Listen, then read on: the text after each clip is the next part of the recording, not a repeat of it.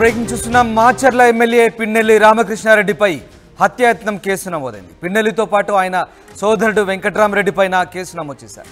EVM ధ్వంసం చేస్తుండగా TDP agent అడ్డుకోబోయాడు. Namburi శేషగిరిరావును Pinnelli Ramakrishna Reddy బెదిరించారు. శేషగిరిరావుపై పిన్నెల్లి అనుచరులు దాడి చేశారు.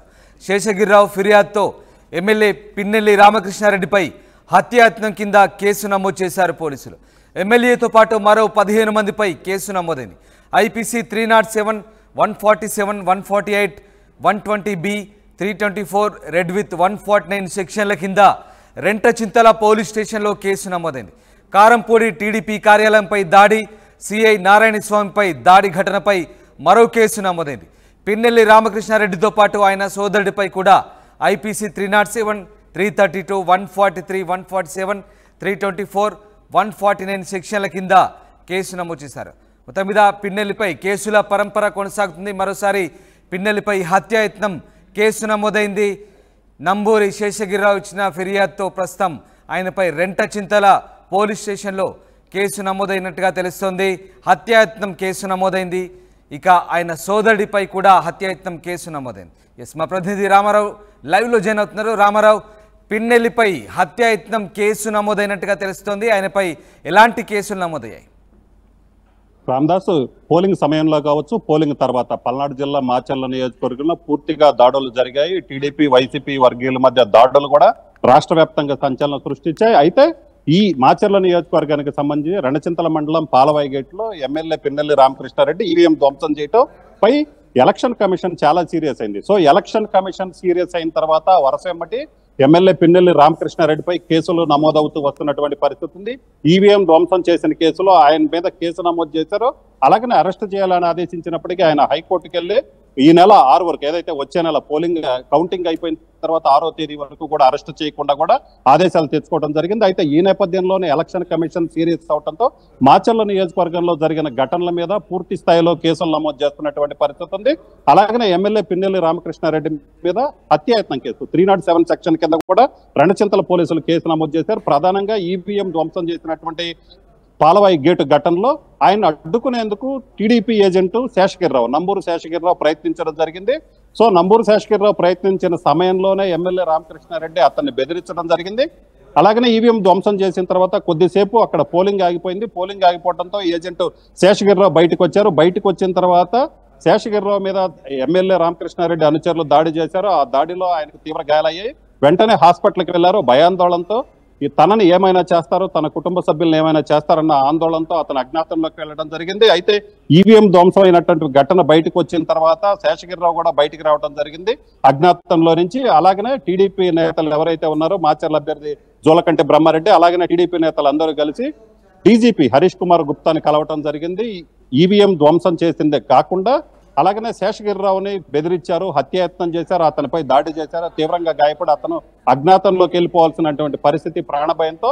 సో ఈ కేసు కూడా నమోదు చేయాలని డీజీపీని కోరడం జరిగింది. సో డీజీపీ ఆదేశాల మేరకు పల్నాడు ఎస్పీ మల్లికా గార్గ్ అలాగనే రామారావు, అంటే పోలింగ్ సెంటర్ లో ఘటన తర్వాత శేషగిరిపై దాడి జరిగింది. పిన్నెల్లి అనుచరులు కూడా ఆయనపై దాడి చేశారు, తీవ్రంగా గాయపరిచినట్టు తెలిసింది. ఆయన ప్రాణాలు కాపాడుకునేందుకు పొలాల్లో దాక్కున్నట్టుగా కూడా వెల్లడించారు. తర్వాత చంద్రబాబు పరామర్శించినట్టుగా కూడా ఆయన చెప్పారు. సో ఇప్పుడు అంటే పిన్నెల్లి అజ్ఞాతంలో ఉండడంతో ఆయన ధైర్యం చేసి ఇన్ని రోజుల తర్వాత పోలీస్ స్టేషన్లో ఫిర్యాదు చేశారు. అసలు ఏం జరిగింది?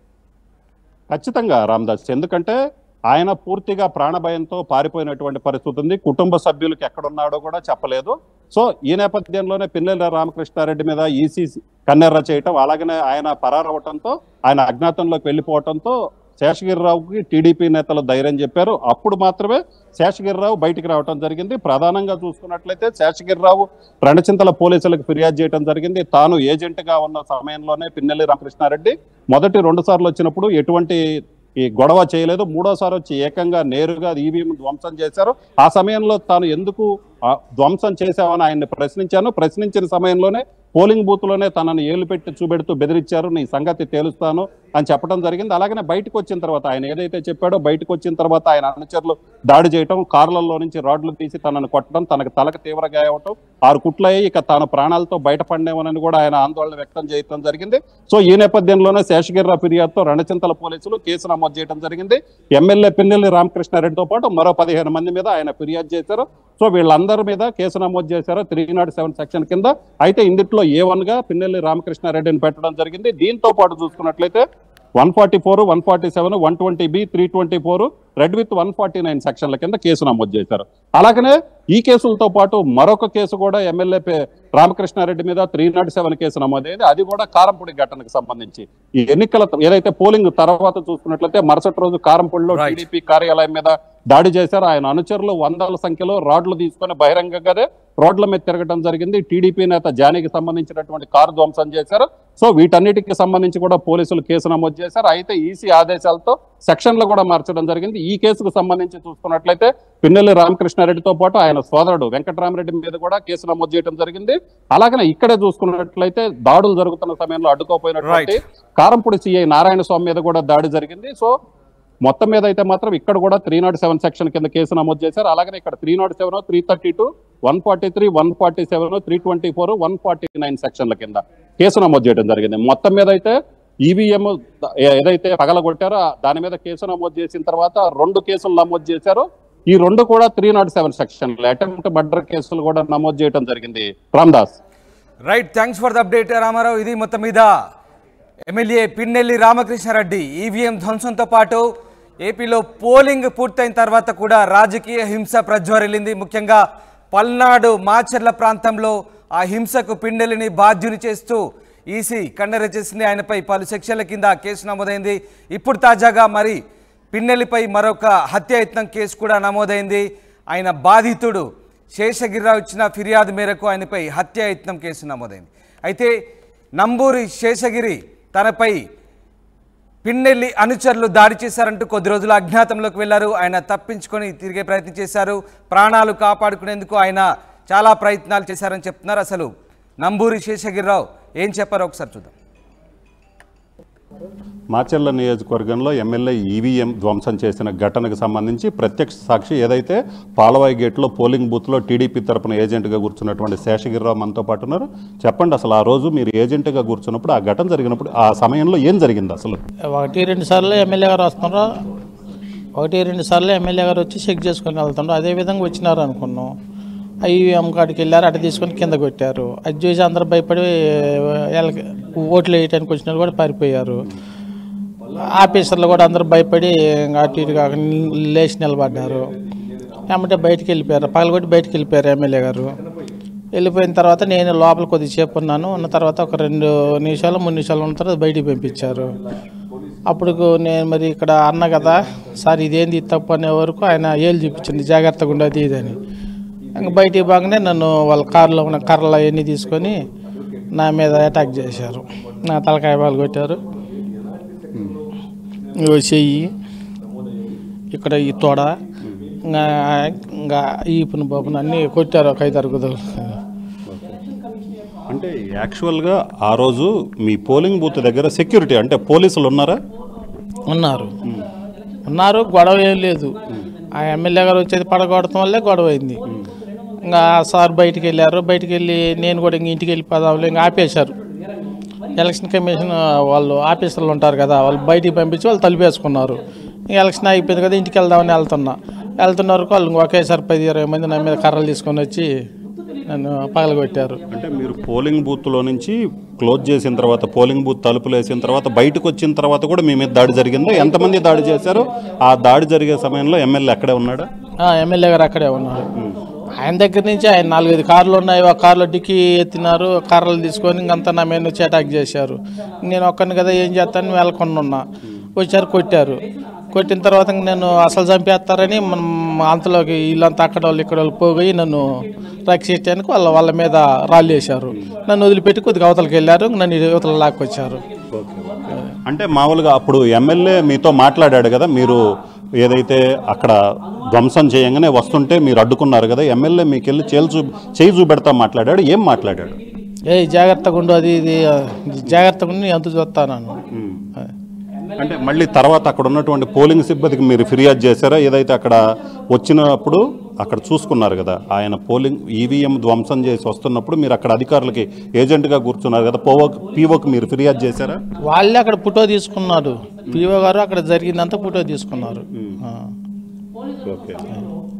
అయితే దీనికి సంబంధించి మీరు అక్కడ ఎవరికన్నా ఫిర్యాదు చేయడం, పోలీసులకు కానీ ఎవరికన్నా మీరు ఫిర్యాదు చేశారా? ఎవరికి ఫిర్యాదు చేయలేదు. అసలు భయపడి ఎటువల్లెట్ వెళ్ళిపోయారు. నన్ను కూడా ఈ దెబ్బల దగ్గరలోనే అక్కడ వదిలేసి అంత పారిపోయారు. మళ్ళీ ఎమ్మెల్యే గారు తిరిగి మనుషులు తీసుకొని వస్తున్నాడు, మాచల్ నుంచి రౌడీలు తీసుకొని వస్తున్నారు అని ఎవరికి నన్ను వదిలిపెట్టి వెళ్ళిపోయారు. అంటే అంతకుముందే మీరు ఈవీఎం ధ్వంసం చేయడానికంటే ముందే ఆ పోలింగ్ బూత్లోకి ఎమ్మెల్యే ఎన్నిసార్లు వచ్చారు? అంతకుముందు 2 సార్లు వచ్చారు. 2 సార్లు వచ్చినప్పుడు ఏం చేశారు? అప్పుడు మామూలు చూసి వెళ్ళిపోయారు. ఏమనలేదు. చివరిసారిగా 3వసారి వచ్చినప్పుడు ఈవీఎం ధ్వంసం చేశారు. ఓకే. అక్కడ ఎవరు అడ్డుకునే ప్రయత్నం కూడా కనీసం చేయలేదా? నేను ఒక్కనే అడ్డుకునే ప్రయత్నం చేశా, ఎవరు చేయలేదు. ఆడ అందరూ భయపడిపోయారు. ఆయన ఎప్పుడైతే పలగొట్టారో ఆ సౌండ్కి అందరూ పారిపోయారు.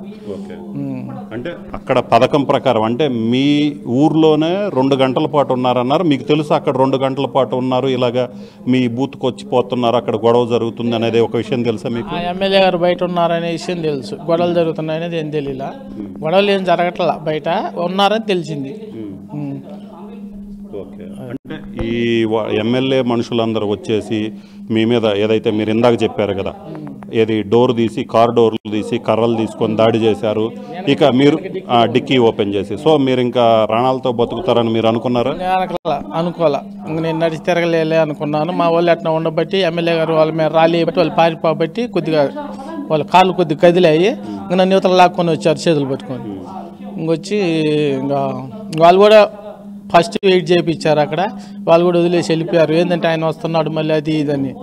నేను తర్వాత మా ఇంట్లో వాళ్ళ సాయంతో ప్రైవేట్ ఆయన దగ్గర కుట్లు వేయించుకొని జాగ్రత్త కనపడకుండా ఉన్నా, ఎవరికి కనపడలేపటాల్సి. సో పోలింగ్ బూత్లో ఏదైతే ఎమ్మెల్యే ఈవీఎం ధ్వంసం చేసినప్పుడు మీరు అలాగ పరిగెత్తుకుంటూ వచ్చారు. అప్పుడు ఒక వ్యక్తిని కూడా మీరు కొట్టడం జరిగింది. ఎవరు అతను? అక్కడ ఉన్నటువంటి ఏజెంటా లేకపోతే బయట వ్యక్తి, ఎమ్మెల్యేతో పాటు వచ్చిన వ్యక్తి ఎవరు? పొరుగురు అయినా ఎమ్మెల్యేతో పాటు వచ్చారు ఆయన. ఓకే. సో మీరు ఏజెంట్గా ఎప్పటి నుంచి కూర్చుంటున్నారు? ఇదే ఫస్ట్ టైం కూర్చోవటం? ఇంతకు ముందు కూడా 3 సంవత్సరాల నుంచి కూర్చున్నా. 3 ఎలక్షన్లు కూర్చున్నా, ఇది 4వది. సో మీరు 4 ఎలక్షన్స్ నుంచి ఇది 4వ ఎలక్షన్ ఏజెంట్గా కూర్చోవటం.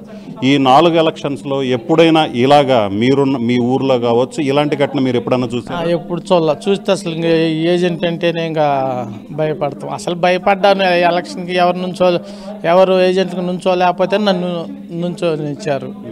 బతిలాడితే నుంచున్నా, లేకపోతే నేను నుంచునేవాడిని కూడా కాదు. సో ఇది పరిస్థితి. మొత్తం మీద చూసినట్లయితే తాను 4 సార్ల నుంచి ఏజెంట్గా నిలబడుతున్నాను. తాను ఏజెంట్గా ఉన్న సమయంలోనే పోలింగ్ బూత్లోకి ఎమ్మెల్యే అంతకుముందు 2 సార్లు వచ్చారు, తర్వాత మరోసారి కూడా రావడం జరిగింది. 3వసారి వచ్చినప్పుడే ఈవీఎం ధ్వంసం చేశారు. అయితే ఎమ్మెల్యేతో పాటు వేరే బయట వ్యక్తి ఎవరైతే ఉన్నారో అతను రావడంతో అతన్ని అడ్డుకోవడం జరిగింది. అలాగనే తాను అక్కడి నుంచి పోలింగ్ స్టేషన్లో ఈవీఎం ధ్వంసం చేసిన తర్వాత పోలింగ్ బూత్లో, సో పోలింగ్ బూత్ క్లోజ్ చేసిన తర్వాత బయటకు వచ్చిన సమయంలో ఎమ్మెల్యే అనుచరులు తనపై దాడి చేశారు. ఇక తాను బతికి ప్రాణాలతో బయటపడతానని అనుకోలేదు, తాను మళ్ళీ నడుస్తానని కూడా అనుకోలేదు. అయితే అక్కడే ఉన్నటువంటి గ్రామస్తులు కొందరు అడ్డుకోవటం, తనను తీసుకొని వెళ్ళటంతో తాను ఆ రోజు ట్రీట్మెంట్ చేసుకొని ఇక ఎవరికి కనపడకుండా ఇప్పటివరకు అజ్ఞాతంలో ఉన్నారని చెప్తున్నారు. కెమెరామెన్ సిద్ధుతో రామారావు, RTV, మంగళగిరి టీడీపీ ఆఫీసు నుంచి.